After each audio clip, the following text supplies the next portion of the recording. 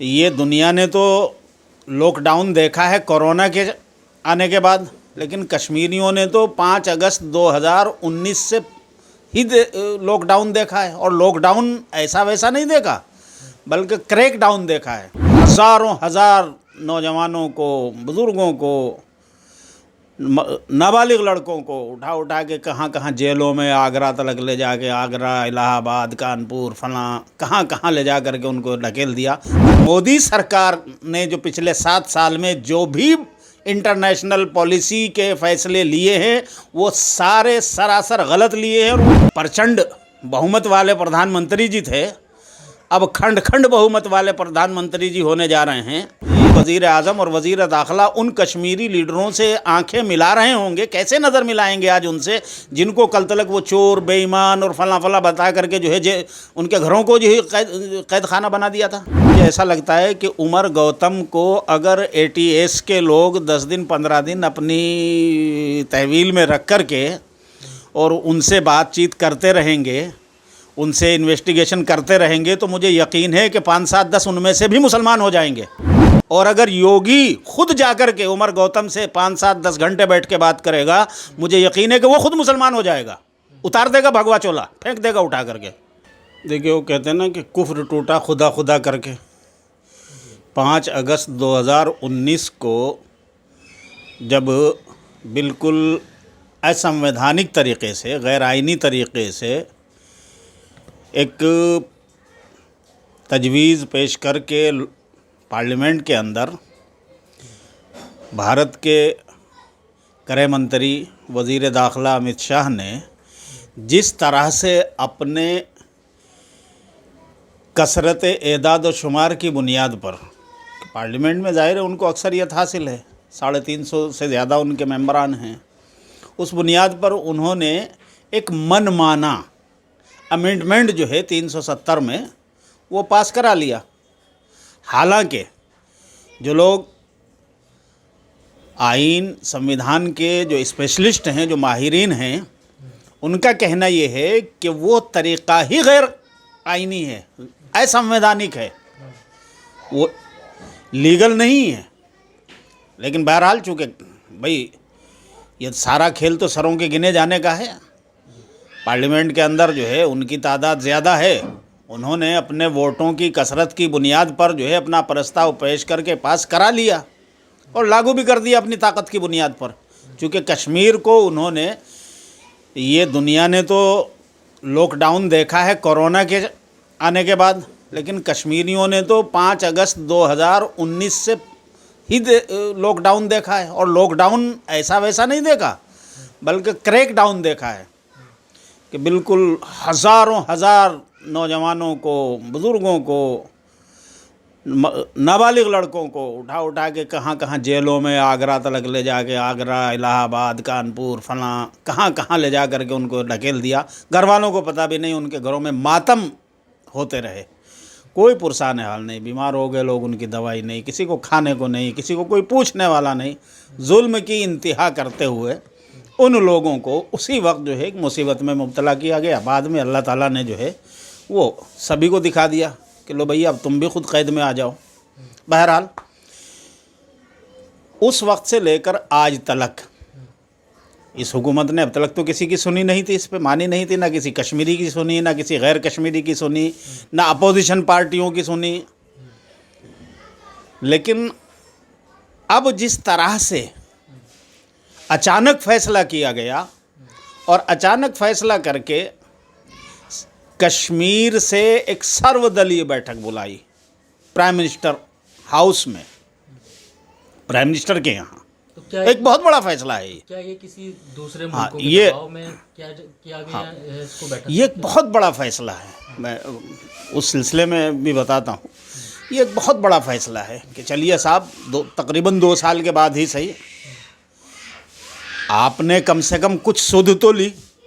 आपने कश्मीरियों को शायद अपनी सियासी ज़रूरत के एतबार से ही कुछ तो ये समझा कि हाँ ये भी कहीं आदमियत के दायरे में आते हैं, वरना आपने तो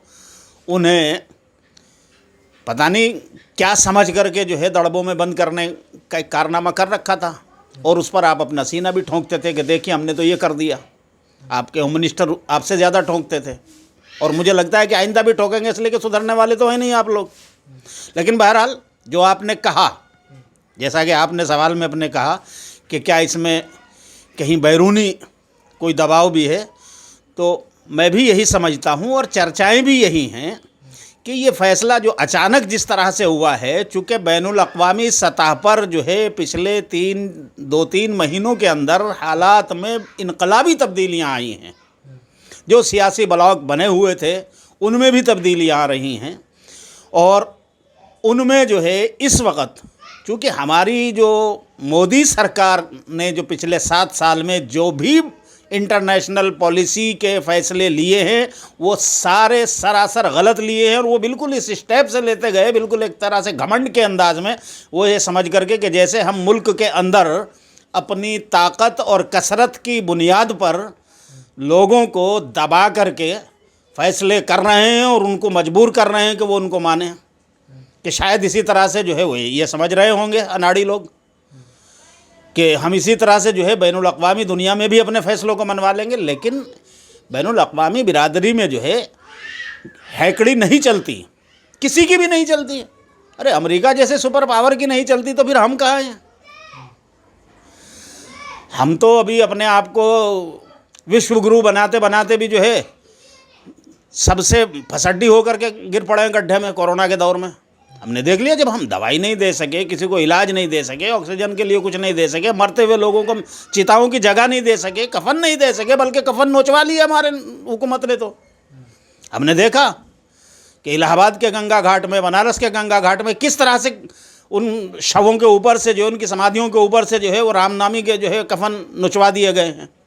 تو ہماری سرکار کے تو یہ کارنامے ہیں۔ میں بہرحال وہ ایک الگ چیز ہے، میں کہنا یہ چاہ رہا ہوں،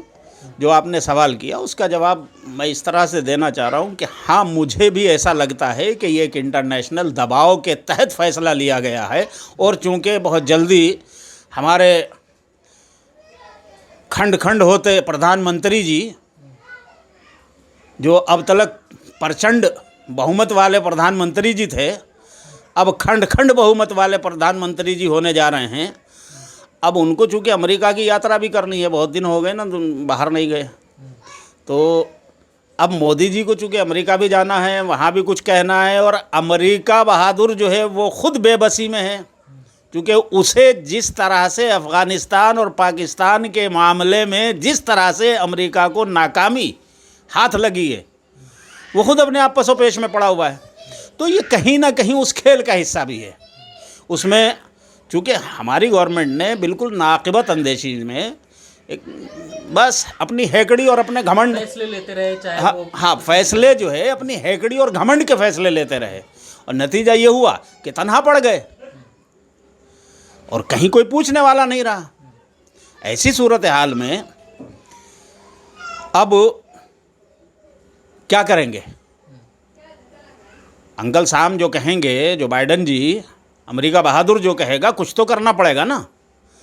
تو میں سمجھتا ہوں کہ یہ کہیں نہ کہیں وہیں سے ڈوریں ہل رہی ہیں، اور ان کے مطابق جو ہے اب ان کو یہ کرنا مجبوری میں کرنا پڑ رہا ہے۔ اور میں سمجھتا ہوں کہ آج کی میٹنگ سے جو گودی میڈیا جو ٹھمکے لگایا کرتا ہے بی جے پی اور آر ایس ایس کے اشاروں پہ، اور اپنے چینلوں کے جو کوٹھے ہیں ان کے بنے ہوئے، جن کو لوگ اسٹوڈیو کہتے ہیں، میں کہتا ہوں ان کو وہ ان میڈیا چینلوں کے کوٹھے ہیں جہاں پر یہ مجرا کرتے ہیں روزانہ شام کو۔ تو ان مجرا کرنے والے میڈیا چینلوں میں تو آج ماتم ہو رہا ہوگا مجرے کی جگہ، کہ ارے یہ کیا ہو گیا، ہم تو وہاں کشمیر میں جا کر کے محل بنانے والے تھے، ہم تو وہاں کوٹھی بنانے والے تھے جا کر کے کشمیر میں، ہمیں تو جو ہے پلاٹ دینے والے تھے مودی جی اور امت شاہ جی، لیکن وہ تو کشمیریوں کو ہی جو ہے پھر سے لا کر کے جو ہے انہی سے بات کرنے لگے۔ تو میں سمجھتا ہوں کہ آج ان کے یہاں بڑا ماتم ہو رہا ہوگا۔ لیکن بہرحال مودی صاحب اگر اس سلسلے میں کچھ کرنا چاہ رہے ہیں واقعتاً، حالانکہ مجھے امید نہیں لگتی، اس لیے کہ یہ لوگ دھوکے باز ہیں، جھوٹ بولتے ہیں، مجھے تو ایسا لگتا ہے کہ یہ بھی جملے بازی ہی ہے۔ جس طرح سے انہوں نے تقریر کی ہے مودی صاحب نے، آج ہمارے پرائم منسٹر نریندر مودی جی نے جس طرح سے کہا کہ دل سے دلی کے فاصلے مٹ جانے چاہیے، تو میں سمجھتا ہوں کہ یہ پولیٹیکل جملے گڑھنے کا ان کا پرانا شوق ہے، اور عادت ہو گئی ہے تو یہ بھی اسی کا ایک حصہ مجھے تو ایسا لگتا ہے. اس لیے کہ انہوں نے کوئی کنکریٹ بات، کوئی ایسا وعدہ ان سے نہ تو 370 کے معاملے میں کیا ہے، نہ 370 پر وہاں پر کوئی زیادہ بحث ہوئی ہے. کچھ لوگوں نے سنا اٹھایا ہے مسئلہ، وہ چونکہ کشمیری تو اٹھائیں گے. کشمیریوں کو تو اپنی وہ سوایتتا اور اپنا وہ معاہدہ جو ہندوستان سے انہوں نے کیا تھا اس وقت جب ہندوستان میں ولے کیا گیا تھا کشمیر کا، تو ظاہر سی بات ہے کہ معاہدہ کر کے کیا تھا. تو ان کی خواہش تو حتی الامکان یہ ہے کہ ہم اپنے اس معاہدے کے مطابق ہمارے ساتھ سلوک کیا جائے، تو وہ اپنی آواز اٹھا رہے ہیں اور انہوں نے وہ بات کہی ہے. تو کیا لگتا ہے کہ یہ لاگو ہوگی دوبارہ؟ انہوں نے آج جیسا کہ میٹنگ میں بات ہوئی ہے چرچا، اس میں تو یہ لگ رہا ہے کہ انہوں نے چونکہ یہ کہا ہے کہ یہ معاملہ چونکہ سپریم کورٹ میں ہے، اس لیے یہاں پر اس پہ زیادہ چرچا پرائم منسٹر کی میٹنگ میں نہیں کی جانی چاہیے. لیکن لوگوں نے جو اپنی بات کہنی تھی وہاں پہ کہہ دی. کشمیریوں نے تو، فاروق عبداللہ نے بھی کہی، عمر عبداللہ نے بھی کہی، محبوبہ مفتی نے بھی کہی، جن اوروں کو کہنا تھی انہوں نے بھی کہی. لیکن سوال یہ ہے اصل میں کہ حکومت کو جو ہے سنجیدگی سے کیا کرنا ہے، یہ حکومت کو طے کرنا ہے. اگر حکومت چاہتی ہے کہ واقعتاً اسے لانگ ٹرم میں اپنے ملک کی پالیسی کو ایسا بنانا ہے کہ سہولت کے ساتھ اور عافیت کے ساتھ اپنے مسائل کو حل کر کے اپنے ملک کے معاملات کو مضبوط کرنا ہے، آگے بڑھنا ہے، تو پھر جو ہے کہیں نہ کہیں کچھ ایمانداری کے ساتھ کام کرنا پڑے گا. خالی جملے گڑھنے یا جملے بول دینے سے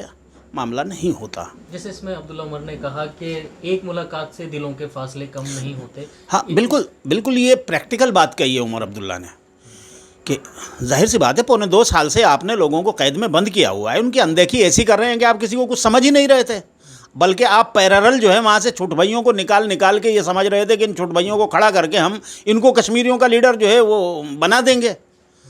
لیکن یہ آپ سے ممکن ہو نہیں پایا 2.25 سال میں. اس لیے جو ہے آپ نے پلانٹڈ لیڈرشپ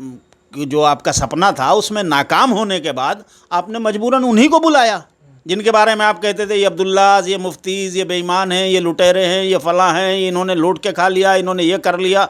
آپ مجبور ہوئے، آپ نے پھر انہی کو بلایا. ارے بھائی اگر آپ جو ہے کل اتنا آگے بڑھ کر کے اتنا برا نہ بولتے بلکہ کچھ ذمہ داری کے عہدوں کا اپنا پاس لحاظ رکھتے ہوئے کچھ لمیٹیشن میں بولتے بات کرتے، جو ایک ذمہ دار کو اور ملک کے بڑے ذمہ داروں کو جو انداز اختیار کرنا چاہیے اس طرح سے آپ بولتے تو شاید. بلکہ مجھے تو ہنسی آ رہی تھی اس وقت، میں نے کہا آج کس طرح سے وزیر اعظم اور وزیر داخلہ ان کشمیری لیڈروں سے آنکھیں ملا رہے ہوں گے، کیسے نظر ملائیں گے آج ان سے جن کو کل تلک وہ چور، بے ایمان اور فلاں بتا کر کے جو ہے ان کے گھروں کو جو ہے قید خانہ بنا دیا تھا. لیکن بہرحال وہ ان کا اپنا ضمیر ہے، ان کا اپنا ظرف ہے کہ وہ کس طرح سے کیا بات کرتے ہیں. یہ مانا جائے کہ کشمیریوں کے لیے یہ ایک امید کی نہ، میں نہیں سمجھتا کہ کشمیریوں کو اس سے بہت زیادہ امید نہیں ہوگی. ہاں کچھ کشمیری لیڈروں کو ہو سکتا ہے کہ اس سے امید ہو، اس لیے کہ دیکھیے کشمیریوں نے اپنی جس سوایتتا اور اپنے جس معاہدے کو عمل میں لانے کے لیے لاکھوں نوجوانوں کو قربان کر دیا ہو، تو میں سمجھتا ہوں کہ ان کو آپ اس طرح سے جو ہے اچانک پوٹ لینا تو آسان نہیں ہے. ہاں ان کو یہ آپ سنجیدگی کے ساتھ رفتہ ان کو جو ہے کچھ سہولتیں دے کر کے ان کے کچھ چیزوں کو مان کر کے جو جائز اور اپنے قانون کے آئین کے دائرے میں ہوں ان کو تسلیم کرتے ہوئے آپ آگے بڑھتے، 2 قدم آپ آگے بڑھتے 2 وہ بڑھتے تو شاید اب تک بات ہوتی. لیکن آپ نے ویسا نہ کر کے آپ اپنی طاقت مسلط کرنے کا آپ نے جو ہے وہ دکھاوا کیا تاکہ آپ اپنے ووٹ بینک کی سیاست میں کامیاب رہیں. لیکن پھر بھی تھوڑا بہت چونکہ جو اس وقت کا سیناریو ہے ملک کا بھی اور باہر کا بھی، الیکشنز بھی آ رہے ہیں، فلاں بھی آ رہے ہیں، اور پھر یوگی اور مودی کا جو ٹکراؤ ہے اور RSS جس طرح سے یوگی کا ساتھ دے رہا ہے مودی کے مقابلے میں، مودی کو بیک آؤٹ کرنے جا رہا ہے، تو میں سمجھتا ہوں ایسی صورتحال میں اگر مرکزی حکومت تھوڑا سا ذمہ داری کا ثبوت دے اور اپنے ملک کے حالات کو سنبھالنے اور مسلمانوں کے تعلق سے یہ جو نفرت، چاہے وہ کشمیر کے مسلمان ہوں، ہندوستان کے مسلمان ہوں، یہ جو نفرت کا اور گھرنا کا اور پکڑ کا اور دھکڑ کا، زبردستی لوگوں کو جھوٹے کیسز میں من گھڑت کہانیوں کے تحت جیسے عمر گوتم کو پھنسا دیا. اب ایک ایسا سیدھا سچا بہت ہی کومل کیریکٹر کا مسلمان، اور میں اس کو جس طرح سے پھنسایا وہ خود اپنے آپ میں حیرت کی بات ہے. میں سمجھتا ہوں، بلکہ میرا تو آپ یقین جانیے گا، مجھے ایسا لگتا ہے کہ عمر گوتم کو اگر ATS کے لوگ 10 دن 15 دن اپنی تحویل میں رکھ کر کے اور ان سے بات چیت کرتے رہیں گے، ان سے انویسٹیگیشن کرتے رہیں گے، تو مجھے یقین ہے کہ 5 7 10 ان میں سے بھی مسلمان ہو جائیں گے. اور اگر یوگی خود جا کر کے عمر گوتم سے 5 7 10 گھنٹے بیٹھ کے بات کرے گا، مجھے یقین ہے کہ وہ خود مسلمان ہو جائے گا، اتار دے گا بھگوا چولا، پھینک دے گا اٹھا کر کے. عمر گوتم تو اتنا سیدھا سچا پکا مسلمان ہے، اس بیچارے کو کرائم سے نفرت، اس کو جھوٹ سے نفرت، اس کو ظلم سے نفرت، وہ تو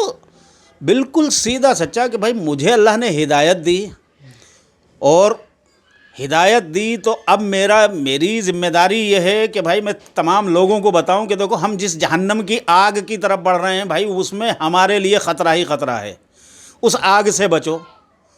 تو ٹھیک ہے، اگر اس کے لیے ہر آدمی آئین اور سنویدھان کے دائرے میں رہ کر کے اپنے مذہب کی تبلیغ کرتا ہے، اس کی اچھائیوں کو بیان کرتا ہے، اور آدمی کو اس کے جان بچانے کے لیے دنیا اور آخرت، چونکہ یہ جو زندگی ہم جی رہے ہیں یہی نہیں ہے اصل، بلکہ اس مرنے کے بعد جو اصل جیون شروع ہونا ہے، جو ہمیشہ ہمیشہ کے لیے رہے گا، سورگ اور نرک کا جہاں پر فیصلہ ہوگا. تو اگر آدمی یہاں سے ایمان کے راستے کو چھوڑ کر کے غلط شیطان کے راستوں پہ جائے گا اور شیطان کے راستوں پہ زندگی گزار کے مرے گا، ظاہر سی بات ہے نرک میں جائے گا، اور نرک کی آگ جو ہے اس زندگی بھر جلنا پڑے گا. تو ہماری ذمہ داری یہ ہے کہ ہم انسانیت کی ہمدردی میں اس کو یہ بات بتائیں کہ دیکھو نرک کی آگ سے اپنے آپ کو بچاؤ، اور اس کا راستہ یہ ہے. یہ ہمارا آئین، ہمارا سنویدھان اس کی اجازت دیتا ہے کہ ہر آدمی اپنے مذہب کی تبلیغ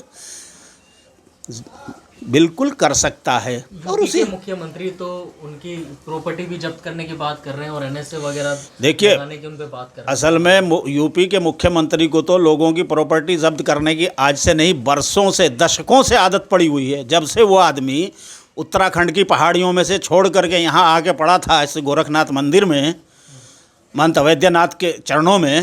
تب سے ہی وہ غنڈہ گردی کر کے پہلے کسی کی دکان پہ قبضہ کرنا، پہلے کسی کے گھر پہ قبضہ کرنا، پہلے کسی کی فلاں پہ قبضہ کرنا. تو اس کا کام تو بالکل وہی تھا. وہ تو آپ یقین جانیے وہ ایک غنڈہ تھا بھائی،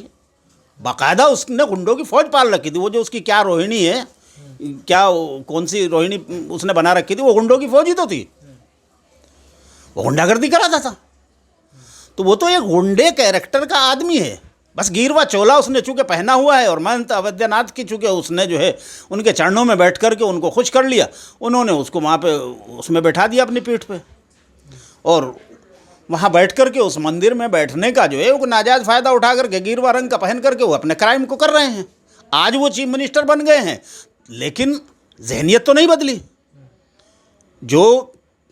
کیریکٹر یا سوچ جو کرائم کی ہے وہ تو جوں کی توں ہے. پہلے کرائم دوسرے انداز میں کرتا تھا بندہ، اب جو ہے قانون کو جو ہے کرائم کے لیے استعمال کر رہا ہے.